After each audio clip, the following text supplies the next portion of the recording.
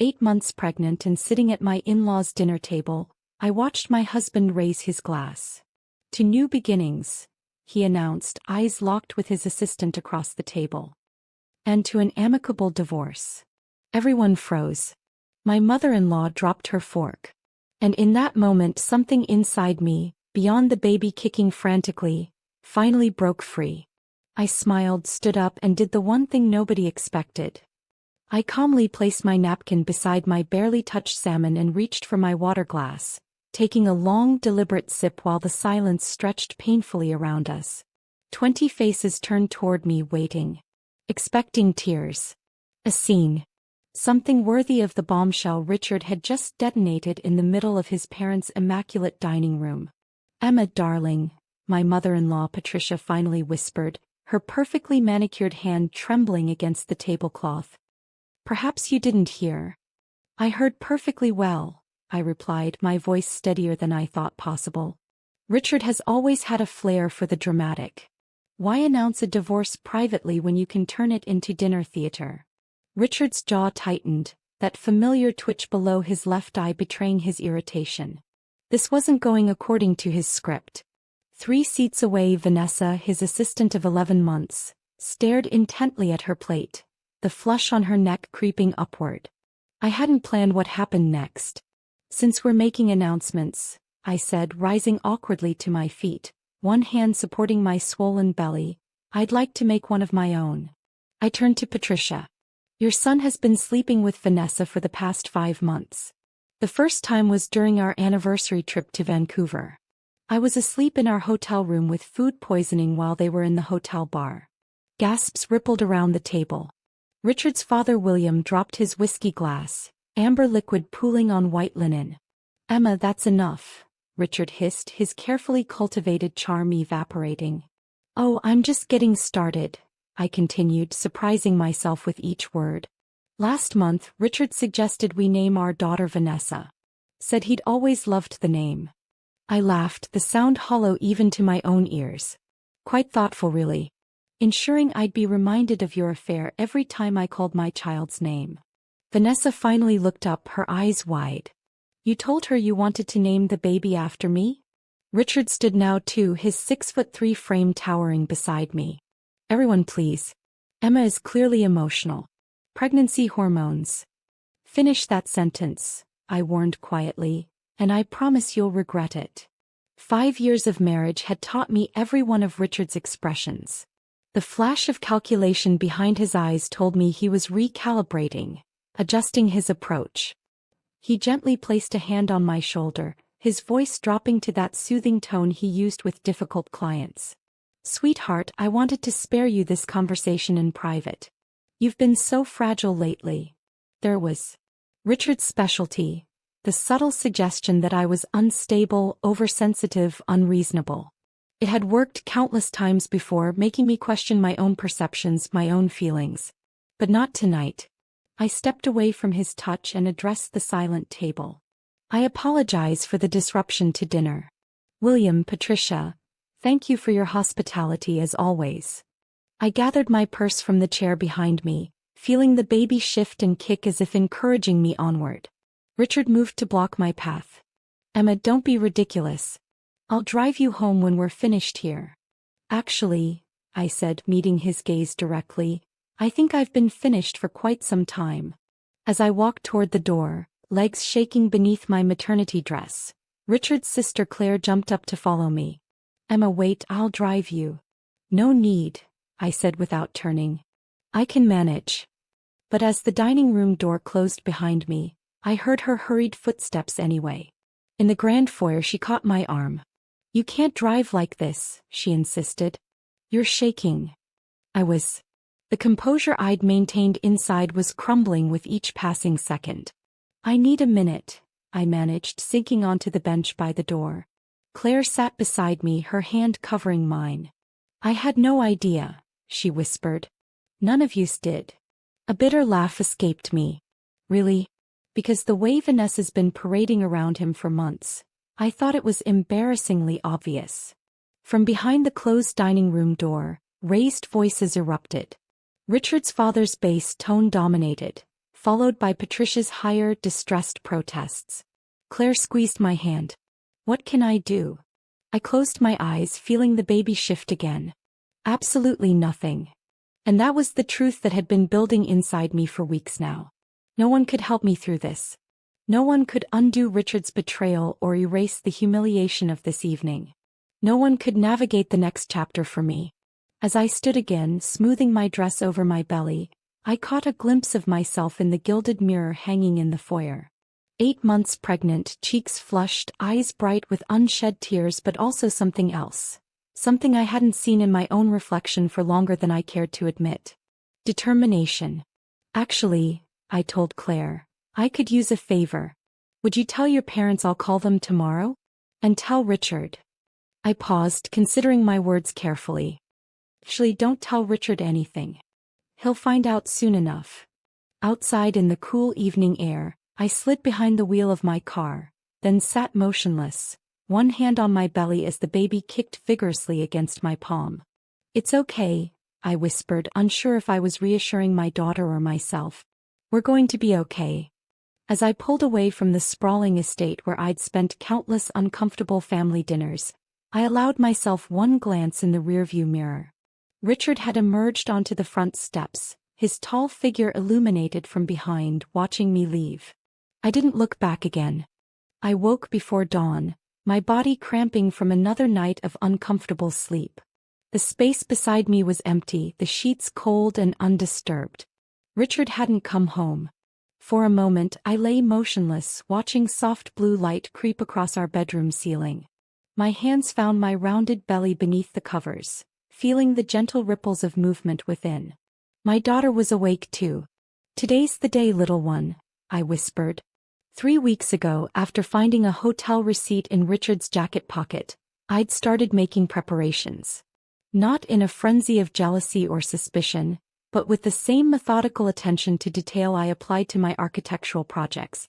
I'd opened a separate bank account, secured a rental apartment through a college friend, packed a go bag with essential documents, all while pretending everything was normal, that I hadn't seen the way Richard's hand lingered on Vanessa's lower back at the company Christmas party, or how he'd suddenly started working late every Thursday like clockwork. I struggled to sit up, my center of gravity so foreign now in these final weeks. The nursery door stood ajar across the hallway, revealing the hand-painted mural I'd finished just last weekend. A whimsical forest scene with soft animals hiding among watercolor trees. Richard had watched me paint for hours, bringing me tea, massaging my shoulders when they ached from reaching up to the higher branches. You're nesting, he'd said with amusement, kissing the top of my head. It's adorable. Even then, with the scent of another woman's perfume clinging faintly to his collar, he'd seemed genuinely excited about our baby. That was the part one couldn't reconcile. How he could betray us both so completely while still choosing nursery furniture and downloading contraction timing apps to his phone. I showered quickly, the hot water failing to ease the knot of tension between my shoulder blades. As I dressed, I caught sight of myself in the full-length mirror. My body stretched and swollen with new life, unfamiliar curves where angles used to be. I wondered fleetingly if that was why Richard had strayed, then immediately hated myself for the thought. From the closet, I retrieved the small suitcase I'd hidden behind winter coats, already packed with clothes that might fit my post-pregnancy body.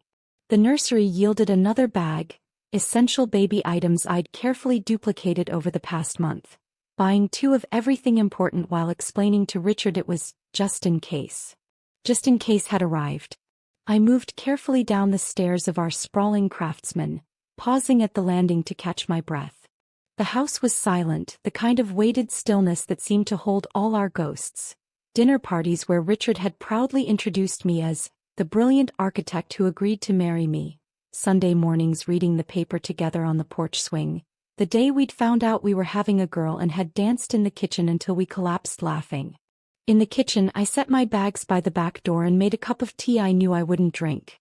While the kettle boiled, I slid the ultrasound photo from the refrigerator door, tucking it carefully into my wallet. As an afterthought, I grabbed the half-empty jar of almond butter. My strange pregnancy craving that Richard always mocked good-naturedly.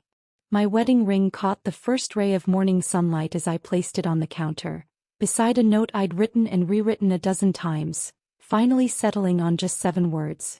You could have waited 3 more weeks.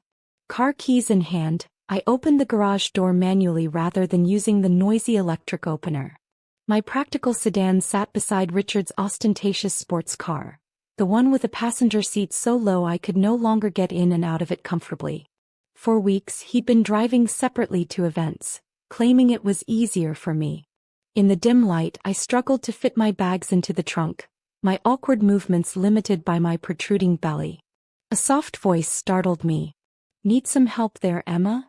Mrs. Chin, our elderly neighbor, stood at the edge of the driveway in her gardening clothes, pruning shears in hand despite the early hour. I'm fine, thank you, I replied automatically, then reconsidered. Actually, yes. That would be wonderful. She approached slowly, taking the nursery bag from my hands. Going somewhere? I hesitated, then nodded. I am. Mrs. Chin had lived next door for all 5 years of our marriage. She'd seen more than I realized, apparently, because she simply said, "Good for you," as she settled the bag carefully in my trunk. Richard working late again last night? She asked, though her tone suggested she knew exactly where he'd been. Something like that. She patted my arm. My daughter left her husband when she was 7 months along. Best decision she ever made. She glanced at the house behind us. Do you have somewhere safe to go? My throat tightened unexpectedly. Yes, I've arranged everything. Mrs. Chin nodded with approval. Smart girl. I always told my Henry you were the catch in that marriage, not him. She stepped back and folded her arms. You need anything at all, you call me. I still have all the baby things from my grandchildren in the attic. I blinked back, sudden tears. Thank you. As I eased myself into the driver's seat, adjusting it to accommodate my belly, Mrs. Chin leaned in. When my daughter left, she worried she was breaking up her family, she said quietly. Took her years to realize she was actually saving it. I drove away with those words echoing in my mind, one hand resting protectively on my stomach. At the end of our street, I pulled over and made a call I'd been rehearsing for days. Olivia? It's Emma. I took a deep breath. I know it's been a while, but I need a place to stay for a few days. My sister's voice, so familiar despite our 3-year estrangement, came through immediately, concerned. What's wrong? Is it the baby? The baby's fine, I assured her, pulling back onto the road. It's my marriage that's over. Where are you now? Olivia demanded, her protective older sister mode activated instantly. Heading east on Maple. I should be at your place in about. I broke off as a warm gush of liquid soaked through my clothes and onto the car seat. Oh. Emma? What is it? I gripped the steering wheel tighter, a ripple of pain tightening across my abdomen. I think, I said with strange calmness, my water just broke. Breathe through it, Emma. That's it, you're doing great. Olivia's voice anchored me as another contraction gripped my body. 14 hours into labor, and my carefully laid plans had dissolved into this. The sterile brightness of a hospital room, my estranged sister holding my hand instead of my husband, and the thundering certainty that nothing would ever be the same again. I can't, I gasped as the pain receded. I can't do this. Bullshit, Olivia replied, dabbing my forehead with a cool cloth. You just stood up to that jackass husband of yours in front of his entire family. This is the easy part. I managed a weak laugh that quickly turned into a groan as the next contraction built. 3 years had passed since I'd last seen my sister. 3 years since Richard had engineered our falling out with subtle manipulations I was only now beginning to recognize. Miss Gardner, you're fully dilated, the midwife announced after checking me. On your next contraction, I want you to push. It's Mrs. Harrington, I corrected automatically, then stopped myself. Actually, Gardner is fine. Olivia squeezed my hand, understanding passing between us. What followed was a blur of pain and effort, my world narrowing to the rhythm of contractions and the encouraging voices around me. I see the head, the midwife announced. One more big push. With a final, primal effort, I felt my daughter slip into the world. Her indignant cry filled the room seconds later. Strong, demanding, alive. She's perfect, the midwife said, placing her warm, squirming body on my chest. Congratulations. I gazed down at her scrunched red face, wispy dark hair plastered to her head, tiny fists already punching the air in protest. Hello, Lily, I whispered, the name I'd chosen weeks ago without telling Richard. Not Vanessa. Never Vanessa. Olivia leaned over us, tears streaming unchecked down her face. She looks like you did, she said softly. Same determined little chin. The moment broke when the monitor beside me began beeping rapidly. The room suddenly filled with urgent voices and quick movements. I felt lightheaded, the edges of my vision darkening as Lily was lifted from my chest. Postpartum hemorrhage, someone announced. Her pressure's dropping. Emma. Olivia's voice sounded very far away. I closed my eyes. I woke to the muted beeping of machines and the sensation of something tight around my arm. Olivia sat beside the bed, her head drooping forward in sleep, her hand still gripping mine. Lily, I croaked, panic rising as memory returned. Olivia jerked awake. She's fine. She's absolutely fine, she assured me quickly. They've got her in the nursery. 6 pounds 4 ounces of pure attitude. Relief washed over me, followed immediately by a wave of dizziness.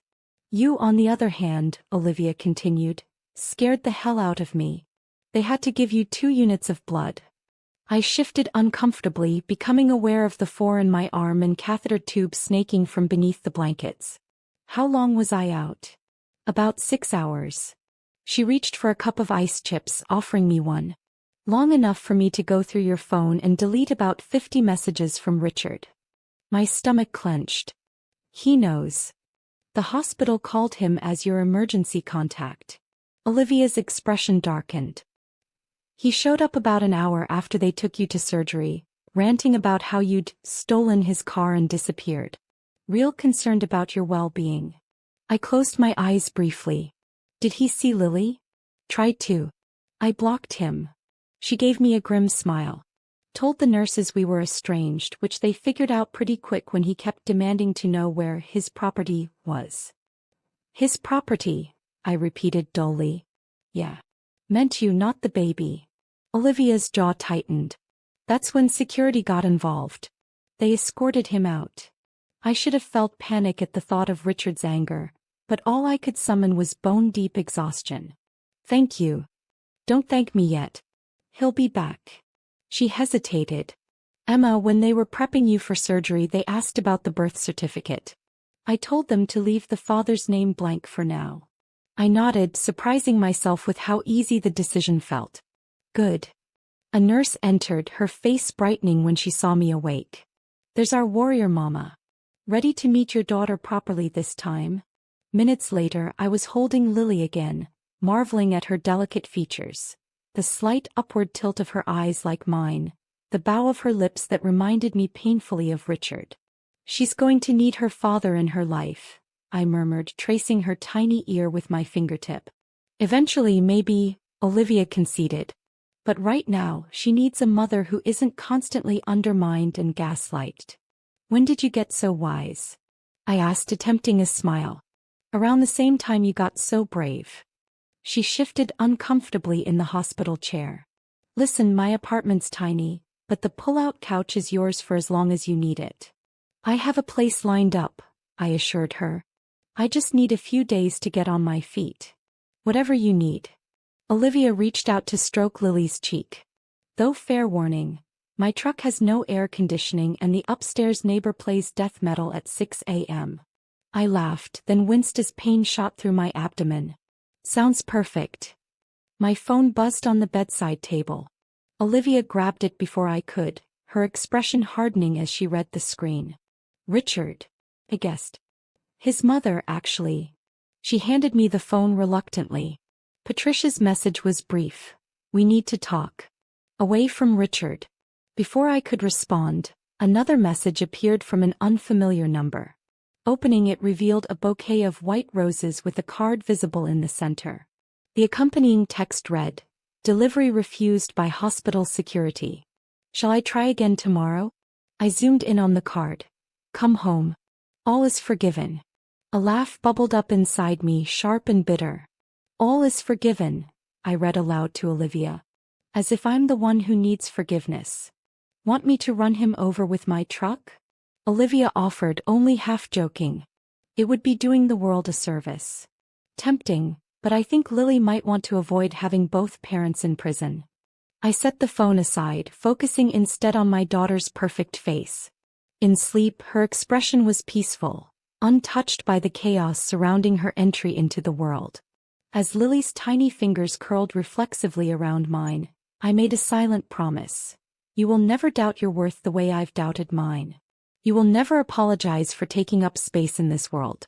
And you will always, always know that walking away from something broken isn't failure. It's the first step toward something whole.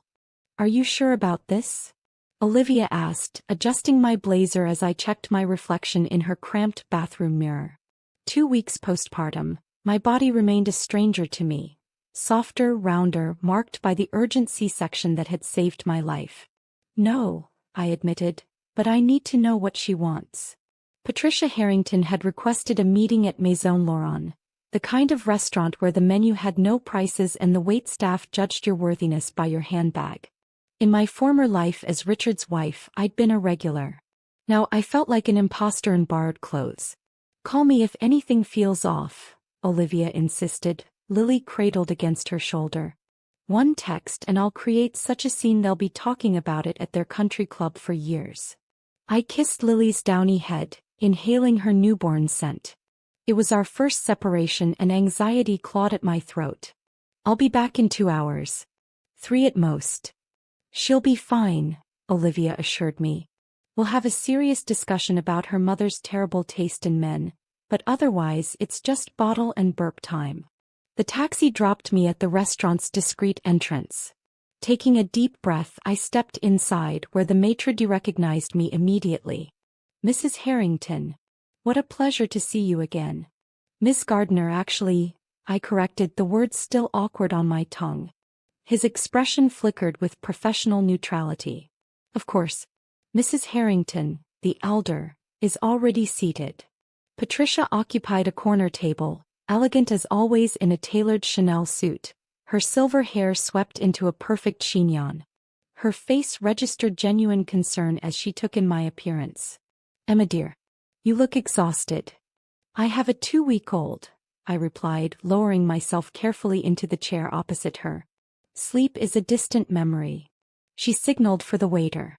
Green tea for both of us, please. And perhaps some of those little madeleines. After the waiter departed, Patricia folded her hands on the table. I want to apologize for my son's behavior. Both at dinner that night and everything since. The straightforward acknowledgement surprised me. Thank you. I also want to see my granddaughter. Her voice softened. Is she well? She's perfect, I said, unable to keep the pride from my voice. 6 pounds 4 ounces. Dark hair, lots of it. She looks like me mostly. Patricia nodded, satisfaction evident in her expression. Good. Our tea arrived, steam curling from delicate porcelain cups. I waited, sensing Patricia had more to say. Richard isn't the first Harrington man to humiliate his wife, she finally said, stirring her tea with precise movements. His father did the same to me 32 years ago. I stared at her, trying to reconcile this information with the impeccably matched couple I thought I knew. I had no idea. No one did. That was the point. She set her spoon down with a tiny clink. William had an affair with his secretary, so cliché it's almost laughable now. I discovered it when I was pregnant with Claire. What did you do? I asked, genuinely curious. What was expected of me? Patricia replied with a tight smile. I pretended it wasn't happening. I focused on my children. I built charitable foundations and served on boards and never, not once, let anyone see that my marriage was a sham. The bitterness in her voice was startling from a woman I'd always seen as the epitome of composure. And now, I ventured. Now William and I have separate bedrooms and an understanding. She sipped her tea. It worked for us. But I don't recommend it. Before I could respond, movement at the restaurant entrance caught my attention. Richard stood scanning the dining room, his face thunderous when he spotted us. "Mother," he said coldly, approaching our table. "When I said keep tabs on Emma, I didn't mean have lunch with her." Patricia didn't flinch. "Sit down, Richard. You're making a scene. Like the scene Emma made at dinner? Or the scene where she disappeared with my car and my child?" His voice rose, drawing glances from nearby tables. I kept my expression neutral, though my pulse hammered. "Lower your voice." "Or what?" he sneered, looming over me. "You'll walk out again? Seems to be your only move these days." "Richard Alexander Harrington," Patricia said in a tone that could have frozen fire. "Sit down." To my surprise, he complied, dropping into a chair between us. Up close, I could see the toll of the past 2 weeks. Stubble shadowing his jawline, dark circles under his eyes, a rumpled quality to his usually impeccable appearance. "How did you know I was here?" I asked. "I had Patricia's driver followed," he said flatly. "Did you really think I wouldn't find you?" Patricia's eyebrows shot up. "You had me followed? Both of you, actually." His smile didn't reach his eyes. "Including your sister's charming little apartment in the warehouse district, Emma. Not exactly the environment I want for my daughter." I slid down my spine.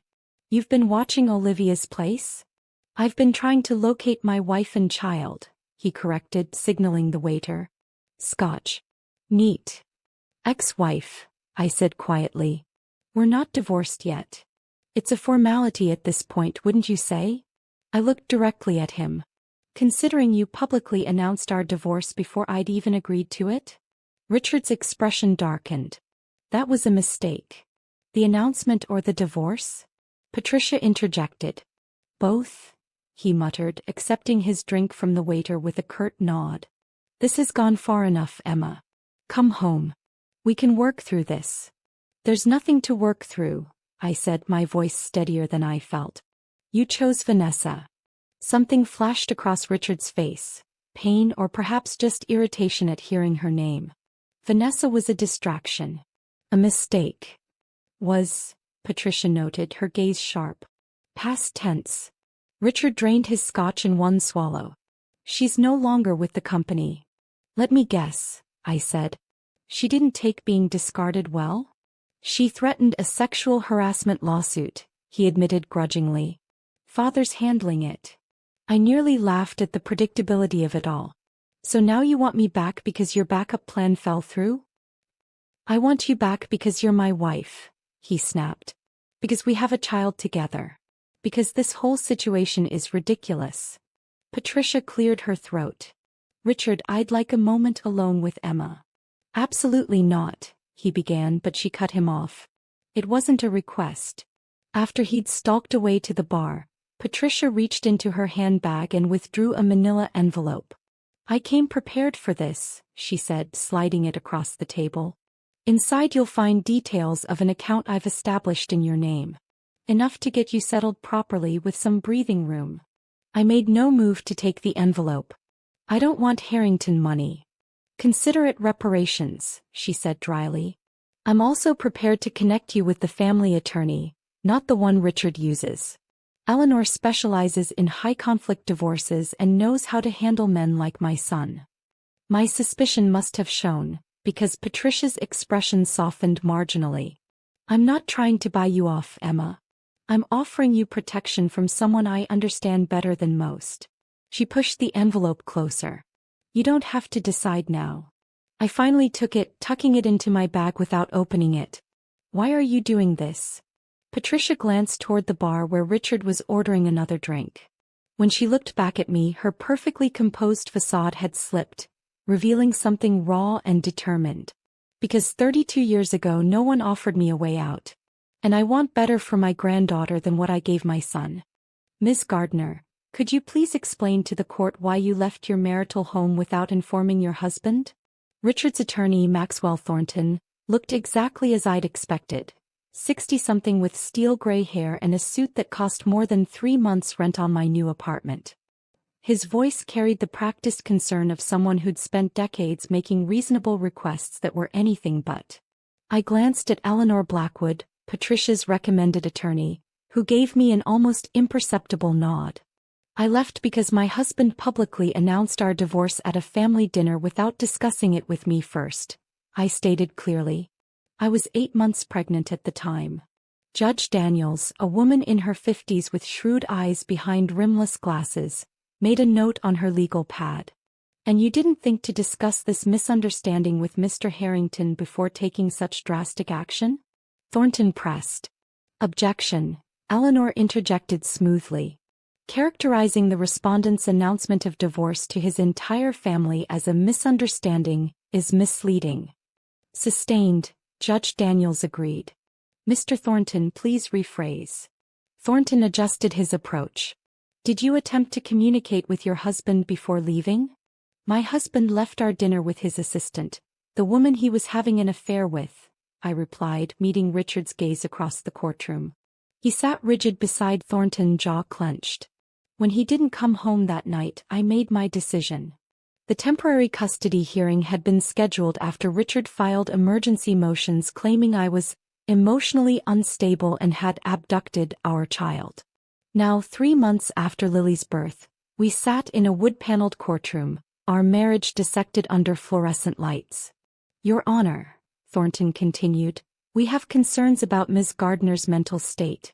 Leaving suddenly, refusing contact, denying Mr. Harrington access to his child. These are not the actions of someone thinking clearly.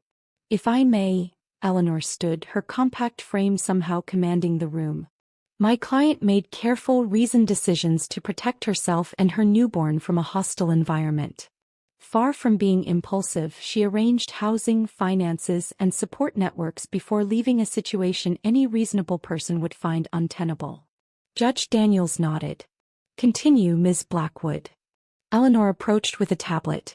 We've prepared documentation of Mr. Harrington's behavior, including testimony from hospital staff regarding his conduct when Ms. Gardner was hospitalized with life-threatening complications during childbirth.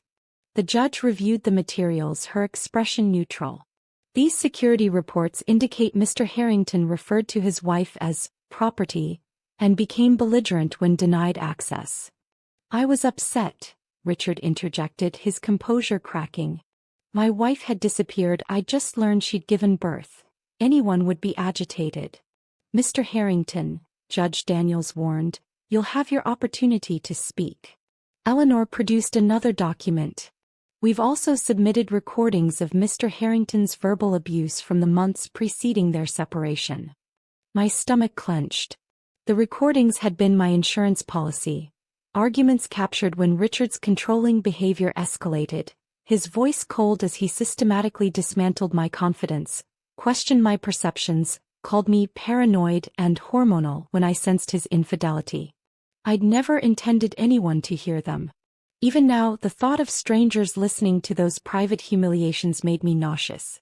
But when Richard had claimed I was unstable, Eleanor had insisted we needed them. Your Honor, Thornton protested, these recordings were made without my client's knowledge or consent. Pennsylvania is a one-party consent state, Mr. Thornton. The recordings are admissible. Judge Daniels turned to me. Ms. Gardner, I understand you've recently resumed your professional career? Yes, Your Honor. I've accepted a part-time position at Meridian Architects, my former firm. The arrangement had been Patricia's doing, though she'd never admitted it. 3 days a week, I worked on sustainable housing designs while Lily stayed in the firm's newly established daycare. And how are you managing childcare during working hours? The firm provides on-site childcare. I'm able to nurse Lily during breaks and my sister helps when I work late. Richard snorted audibly. Mr. Harrington, Judge Daniels said sharply, another outburst and you'll be removed from my courtroom. Maxwell Thornton regrouped. Your Honor, regardless of these circumstances, a child needs both parents. Mr. Harrington is requesting equal physical custody. Equal custody for an exclusively breastfed 3-month-old is impractical and potentially harmful, Eleanor countered.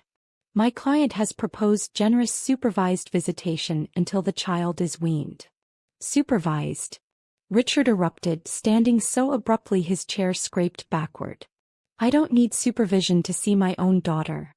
"Mr. Harrington, control yourself," Judge Daniels ordered. "This is absurd," he continued, color rising in his face. "Emma walks out, takes my child, and now I need supervision? I built that woman's career. I gave her everything." "Richard." The quiet voice from the gallery silenced him instantly. Patricia Harrington sat perfectly straight in the first row, her expression severe. "Sit down."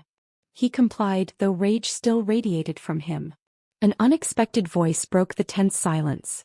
"Your Honor, may I speak?" I turned to see Marcus Chin, CEO of Meridian Architects, rising from his seat. "Identify yourself for the record," Judge Daniels instructed. "Marcus Chin, Emma's employer at Meridian Architects." He straightened his tie nervously. "I'd like to correct something Mr. Harrington just stated. He didn't build Emma's career. In fact, he nearly destroyed it." Murmurs rippled through the courtroom. 4 years ago, Emma was on track to make partner at our firm, youngest in our history. Then suddenly she reduced her hours, then took a leave of absence, then resigned completely. Marcus glanced at me apologetically. "We later learned Mr. Harrington had systematically undermined her confidence and convinced her she was too stressed to handle advancement." Richard's face darkened. "That's a lie. When Richard's financial firm needed a new headquarters designed," Marcus continued, "he made sure Emma's concepts were presented as his ideas to our board. We have the original drawings with her signature, and the altered versions from his presentation." A client I hadn't seen enter the courtroom stood now. "I can confirm this," said Rebecca Winters, one of San Francisco's most prominent developers. "Richard Harrington took credit for his wife's designs in at least 3 major projects I was involved with." Judge Daniels held up her hand. "While this context is noted, we're here to determine appropriate custody arrangements, not litigate professional grievances." "With respect, Your Honor," Eleanor said, "these testimonies speak directly to Mr. Harrington's character and pattern of controlling behavior." The judge considered this, then addressed us both. "I've heard enough for today. In the interim, I'm ordering temporary full custody to Ms. Gardner, with supervised visitation for Mr. Harrington 3 times weekly. We'll reassess in 60 days. As Richard's protests filled the air, I sat motionless, Eleanor's hand on my shoulder anchoring me. Across the gallery, Olivia waited with Lily in her arms, both mercifully oblivious to the storm around them. "It's just the beginning," Eleanor whispered. "But it's a good beginning." For the first time in months, I allowed myself to believe her. "Ms. Gardner, there seems to be a problem with the Conway proposal." I looked up from my drafting table where I'd been finalizing the Sustainable Community Center designs for our newest client. Marcus Chin stood in my office doorway, his expression troubled. "What kind of problem?" I asked, immediately alert. "Conway says they never received the revised blueprints we sent last week. They've scheduled a meeting with Westfield Associates this afternoon." My stomach dropped. Westfield was our biggest competitor, and the Conway project was exactly the kind of high-profile, eco-conscious development that could cement Meridian's reputation in sustainable architecture. "That's impossible." I uploaded the files myself and confirmed receipt. I pulled up my email, scrolling to the confirmation from Conway's project manager. "Look, they acknowledged delivery on Tuesday." Marcus frowned. "That's what I thought. But Conway claims the files were corrupted, and our office never responded to their requests for clean copies." This wasn't the first mysterious mishap since I'd returned to Meridian. Last month, renderings for the Blackwell renovation had somehow included outdated specs, despite my meticulous updates. Before that, a crucial client meeting had been rescheduled without my knowledge, making me appear unprofessional when I arrived on the wrong day. "I'll call Conway directly," I said, reaching for my phone. "There has to be an explanation." 6 hours and dozens of apologetic emails later, I'd salvaged the situation, barely. Conway had agreed to postpone their meeting with Westfield, but my credibility had taken another hit. "This is the 3rd misunderstanding this month," Marcus noted as we debriefed in his office after hours. "It's starting to form a pattern." I rubbed my temples, fighting exhaustion. Between Lily's midnight feedings, the ongoing divorce proceedings, and these professional setbacks, I was running on fumes. You think someone's deliberately sabotaging my projects, I said. It wasn't a question. Marcus nodded grimly. The question is who? And why? A text from Olivia lit up my phone. Lily fed and asleep. Take your time. Also, I found something weird on your laptop when I was looking for those baby photos. I need to go, I told Marcus, gathering my things. But I'll get to the bottom of this. You've got to be kidding me, Olivia said, pacing my small living room while I nursed Lily on the couch. A remote access program? Like actual spyware. According to the IT guy, it was installed months ago, before I left Richard. I stroked Lily's cheek as she fed, her tiny hand curled against my breast. Someone's been monitoring everything I do online. Olivia's amateur sleuthing had led to a professional security scan of my devices, revealing sophisticated monitoring software on both my laptop and phone. It has to be Richard, she fumed. Who else would do this? It could be, I agreed, but this level of technical intrusion seems like exactly the kind of creepy, controlling thing he'd do? Olivia finished. I shifted Lily to my other breast, considering. The timing of these mistakes at work is too perfect. The Conway mix-up happened right after I mentioned in an email that it could be our biggest project this year. So he's not just stalking you, he's actively trying to ruin your career. Olivia slumped into the armchair across from me. What a vindictive asshole. It might not be Richard directly, I mused. Remember what Eleanor found during discovery? His company's struggling. 3 major clients pulled their investments after the scene at the divorce announcement dinner went viral.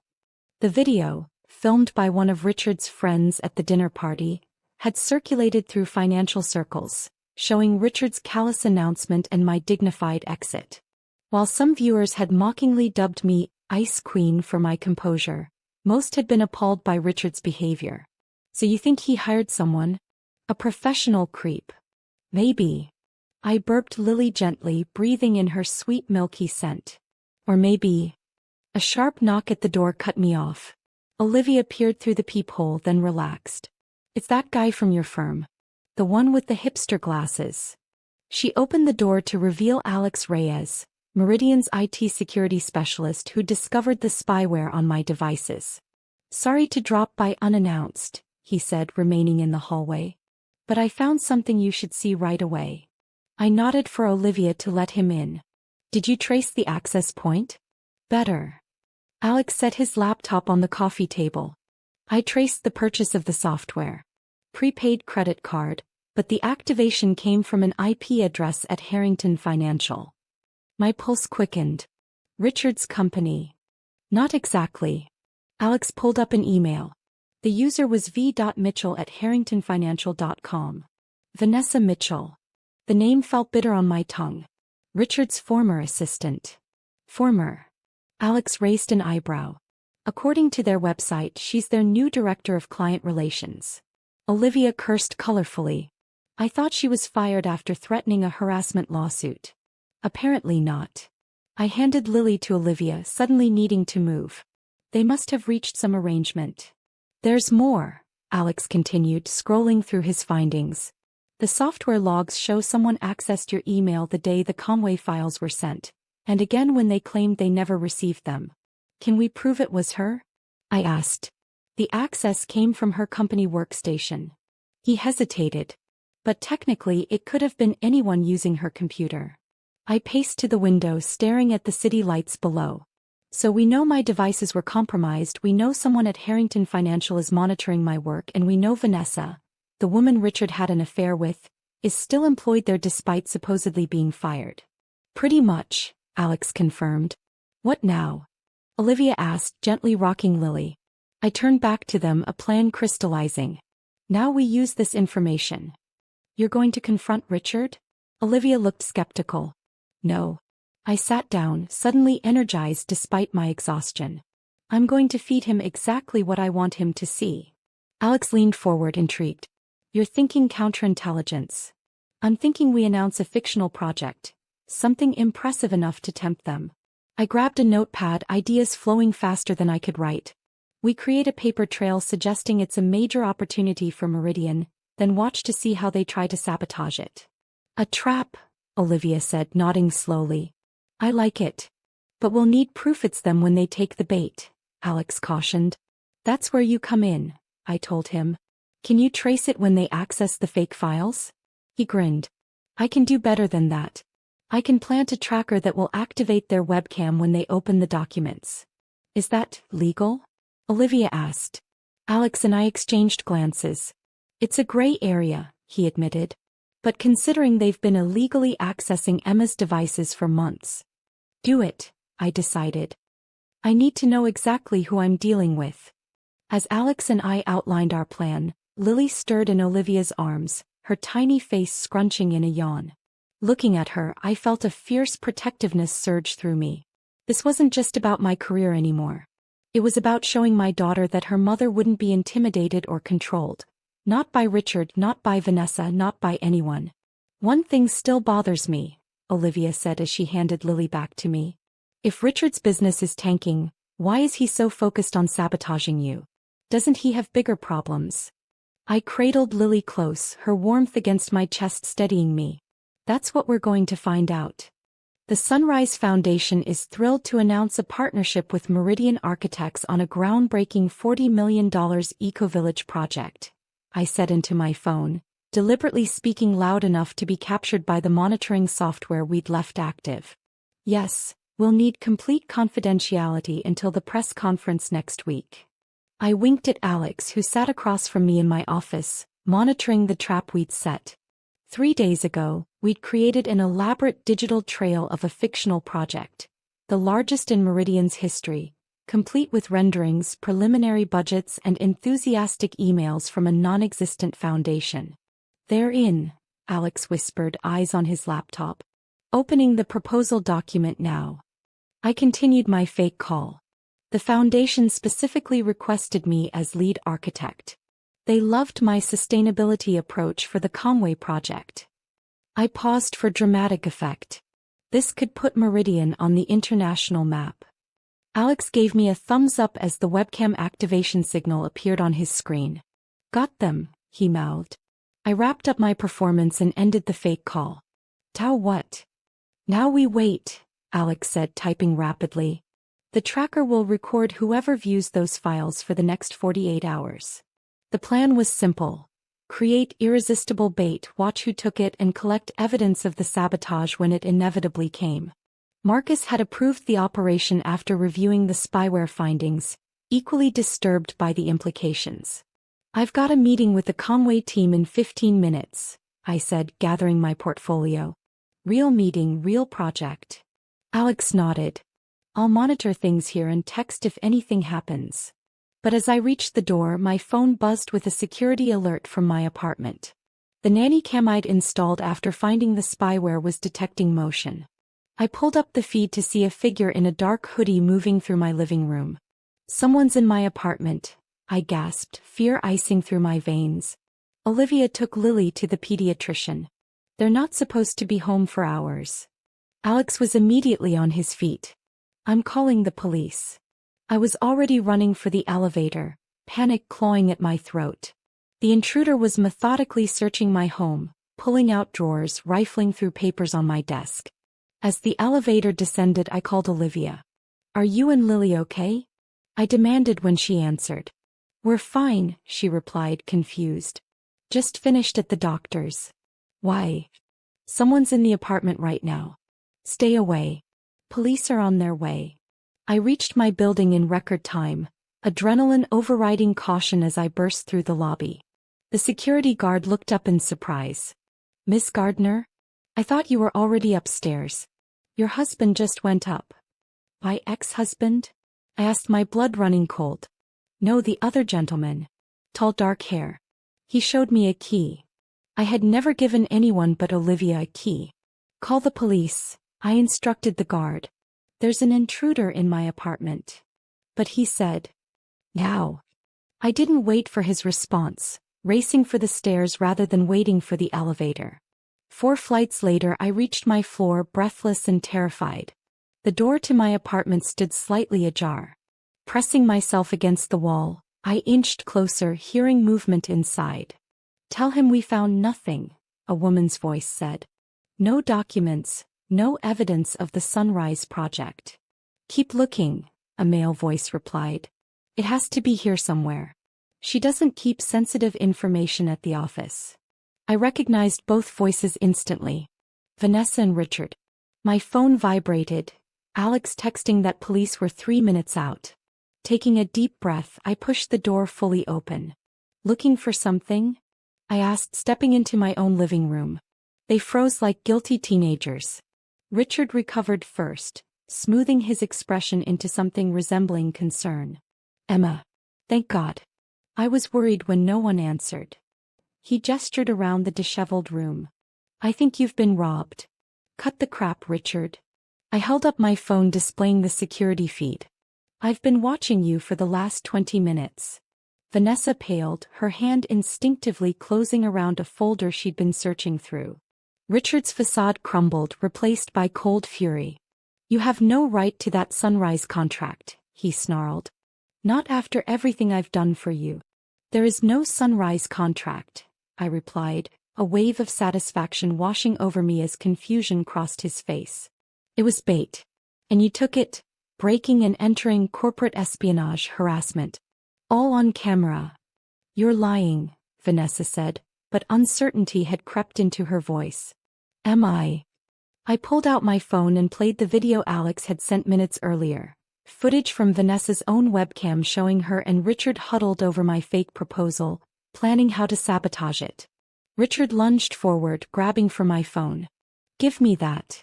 I stepped back, but not quickly enough. His fingers closed around my wrist, twisting painfully. You manipulative bitch, he hissed. You think you're so clever. Let her go. The new voice came from the doorway where Alex stood with 2 police officers behind him. Richard released me instantly, his expression transforming. Officers, thank goodness. I came to check on my wife and found her apartment ransacked. Ex-wife, I corrected, rubbing my wrist. And I have video evidence that he and his associate broke in and searched my home. The older officer stepped forward. Sir, please step away from the lady. As Richard began protesting his innocence, my phone buzzed with an incoming call. Eleanor Blackwood. Emma, she said when I answered, I just got a call from Patricia Harrington. She said Richard left a board meeting abruptly after receiving a text about a Sunrise Foundation. She was concerned and asked me to check on you. I'm fine, I assured her, watching as the officers separated Richard and Vanessa for questioning. Better than fine, actually. I think we just got everything we need for the custody hearing. What do you mean? I mean, Richard and his girlfriend just broke into my apartment looking for documents related to a fake project we created to trap them. We have video of the break-in, evidence they've been monitoring my devices, and proof they've been trying to sabotage my career. Eleanor's momentary silence was followed by what sounded suspiciously like a suppressed laugh. You set a trap. And they walked right into it, I confirmed, watching as one officer examined the damaged lock while the other took statements from Alex and the building security guard. Stay put, Eleanor instructed. I'm sending our investigator to document everything. Don't let the police leave with Richard until he arrives. I hung up as Richard's voice rose in the small apartment. This is ridiculous. I'm a respected businessman. She's clearly unstable. First kidnapping our child, now fabricating evidence. The younger officer looked skeptical. Sir, the security footage shows you entering without permission and searching the premises. I have a key. Richard protested, producing it from his pocket. She gave it to me. I did not, I stated calmly. And I changed the locks after our separation. The only other person with a key is my sister. Then how did I get this? Richard demanded, waving the key.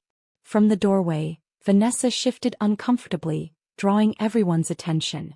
Ms. Mitchell, the officer addressed her, do you know anything about this key? Her eyes darted to Richard, who gave an almost imperceptible shake of his head. Something in me softened toward her. Vanessa, he's using you just like he used me. Whatever he promised, it's not worth this. Her composure cracked. He said this was his apartment too. That he was just collecting his own property. Richard's face contorted with rage. Shut up. Sir, the officer warned sharply. One more outburst and you're in cuffs. In that moment, as Richard's carefully constructed facade finally shattered completely, I felt a strange sense of peace wash over me. This man, this manipulative, controlling person who had systematically undermined my confidence, isolated me from friends and family, and nearly destroyed my career, suddenly seemed small. Alex moved to my side, his steady presence a silent support. "You okay?" I nodded, watching as the officers began the formal process of arresting Richard for breaking and entering. "I am now." And the Sustainable Design Award goes to Emma Gardner for the Conway Community Center. Applause erupted around me as the spotlight swung to our table. Olivia squeezed my hand while Marcus beamed proudly. Alex leaned close, whispering, "Told you so," before kissing my cheek. 1 year after the night Richard and Vanessa broke into my apartment, I stood on a stage accepting the industry's highest honor for sustainable architecture. The Conway Project, the very one they tried to sabotage, had become a showcase for innovative, community-centered design. "Thank you," I said into the microphone, the weight of the glass award solid in my hands. This project taught me that sustainable design isn't just about materials or energy efficiency. It's about creating spaces that sustain the people who use them. Places where communities can grow stronger, more resilient. I paused, scanning the audience. Much like people, buildings need solid foundations to withstand unexpected storms. This past year taught me about finding my own foundation again, and I'm grateful to everyone who helped me rebuild. The applause as I returned to our table felt like validation, not just of my work, but of the difficult choices I'd made to reclaim my life. "Happy birthday, sweet girl," Olivia cooed, helping Lily blow out the single candle on her smash cake. My daughter, now a walking, babbling 1-year-old with my eyes and unfortunately Richard's stubborn chin, giggled with delight as she plunged her hands into the frosting. We'd kept her birthday celebration intimate. Just Olivia, Alex, Marcus and his wife, Patricia, and me in the backyard of my new townhouse. No elaborate party, no Instagram-perfect decorations. Just sunshine, balloons and people who genuinely loved Lily. "She's the spitting image of you," Patricia remarked, elegantly sipping lemonade while watching Lily decimate her cake. My former mother-in-law had surprised everyone, perhaps even herself, by remaining a constant presence in our lives after Richard's arrest. "Except when she's being stubborn," I replied. "Then she's all Richard." Patricia's smile tightened briefly at her son's name. "Speaking of, he called me yesterday. He's completed the anger management program." I nodded, having received the same update from our family court liaison. "That's good. For him." After the break-in incident, Richard had faced criminal charges and lost all visitation rights temporarily. The evidence of his stalking and sabotage, combined with his physical aggression during the confrontation, had convinced the judge to require extensive therapy and a supervised rehabilitation program before reconsidering access to Lily. "He's asked about seeing her," Patricia ventured carefully. "I know." I watched Lily smear frosting across her high chair tray, creating abstract patterns with chubby fingers. "The court says he's ready for supervised visits." "And how do you feel about that?" Alex asked, coming to stand beside me, his hand lightly touching the small of my back. "Conflicted," I admitted. "But she deserves to know her father, and he deserves a chance to be better for her than he was for me." Across the yard, Olivia was helping Lily wash her hands, making her giggle with exaggerated soap bubbles. My sister had officially moved into the apartment above my garage 3 months ago, our relationship now stronger than ever. "You've come a long way," Alex observed. "Both of you have." He wasn't wrong. The frightened 8 months pregnant woman who'd walked away from that fateful dinner party felt like a different person now. A stranger I might pass on the street and admire for her composure without recognizing my former self. The journey hadn't been easy. Richard had fought the divorce viciously until the corporate espionage evidence threatened his remaining business interests. Vanessa had eventually testified against him in exchange for immunity, revealing a pattern of manipulation that stretched back years before our marriage. Most surprising had been the discovery of why Richard had been so desperate to sabotage my career resurgence. His company had been failing for months before our separation, with investors pulling out after questionable financial practices came to light. My success threatened his carefully constructed narrative that I was unstable and incompetent. a narrative he'd used to explain away my concerns to anyone who would listen. Mama. Mama. Lily toddled toward me, Olivia trailing behind with a camera. I scooped up my daughter, settling her on my hip as Alex snapped a photo of us. Her warm weight against me felt like an anchor, the most beautiful kind. You're getting into everything these days, aren't you? I teased, wiping a remnant of frosting from her cheek. She pulled herself up on the bookshelf this morning, Olivia reported. I think we're about to enter the climbing phase. Just like her mother, Patricia commented. When I raised an eyebrow, she elaborated. Richard told me once that you free-climbed the campus bell tower in college on a dare. I laughed. I'd forgotten about that. It was strange how memories of my time with Richard were softening around the edges. Not erased but no longer sharp enough to wound. Alex's fingers laced with mine. You never told me you were a daredevil. There's a lot you still don't know about me, Reyes. His smile warmed his eyes. I'm looking forward to finding out. Our relationship had developed slowly, deliberately, beginning as colleagues, becoming friends during the trap operation and gradually evolving into something more. Alex understood my need for independence and respected the boundaries I'd established as I learned to trust again. As the afternoon mellowed into evening, Lily fell asleep in Patricia's arms while the rest of us cleared away the party remnants. When Alex offered to drive Patricia home, I walked them to his car. I've been meaning to tell you, Patricia said as Alex secured Lily's car seat in his car for the transfer to Patricia's driver. William and I are separating after 40 years. Patricia, I'm sorry, I began, but she shook her head. Don't be. It's long overdue. Watching you this past year, your courage, your resilience, it made me realize I deserve better too. She straightened her already perfect posture. I've purchased a villa in Provence. I leave next month. What about the company? I asked, genuinely curious.